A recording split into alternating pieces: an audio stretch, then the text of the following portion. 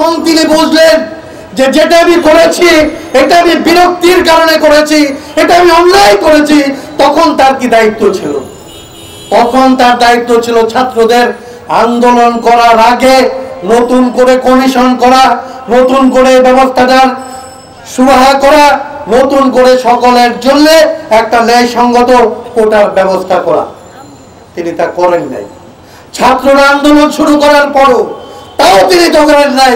তিনি তাদেরকে আবারও পুরনো খেলায় কে রাজাকার কে মুক্তিযুদ্ধ কে মুক্তিযোদ্ধা, এই খেলায় তিনি মুক্তিযোদ্ধার পক্ষের মানুষ, আমাদের বাচ্চা যারা লড়াই করেছে, যারা দেশ স্বাধীন করেছে, আর তিনি পাকিস্তানের সরকারের টাকায় ওই বাংলাদেশে থেকে বরাদ্দ খেয়ে তিনি মুক্তিযুদ্ধের প্রবক্তা হয়েছেন।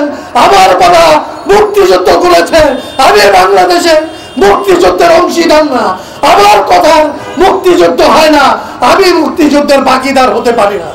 তিনি সরকারি টাকা খেয়ে ৭১ সালে সরকারের পাহারায় এইখানে সন্তান উৎপাদন করেছেন, তিনি পাতা নিয়েছেন। তিনি আজকে মুক্তিযুদ্ধের প্রধান প্রবক্তা। তিনি যারা এই কোটার বিরুদ্ধে কথা বলে তাদেরকে রাজাকারের নাতিপুতি বলে দেশটাকে বিভক্ত করার চেষ্টা করেন। আমরা খুব পরিষ্কার করে বলতে চাই, কোন রাজাকার সরকারের বিরুদ্ধে কোনোদিন দাঁড়াতে পারে না, কোন রাজাকার রাষ্ট্রের বিরুদ্ধে কোনোদিন দাঁড়াতে পারে না। রাষ্ট্রের পক্ষে দাঁড়িয়ে জনগণের বিপক্ষে যারা দাঁড়ায় তারা রাজাকার।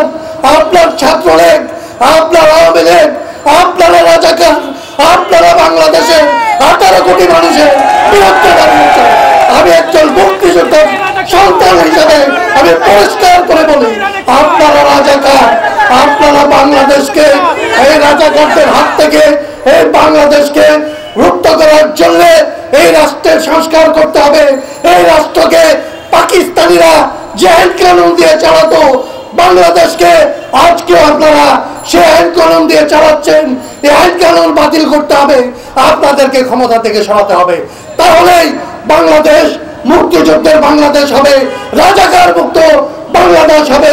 সেই বাংলাদেশ গড়ে তোলার জন্য আজকে ছাত্ররা তাদের জায়গা থেকে লড়াই করছে, শ্রমিকের জায়গা থেকে, রাজনৈতিক দলের নেতাদের রাজনৈতিক জায়গা থেকে লড়াই করার আহ্বান জানিয়ে ছাত্রদের উপরে আর কোন হামলা হলে বিনা প্রতিদ্বন্দ্বিতায় বিনা প্রতিজবাবে এটা ছেড়ে দেওয়া হবে না।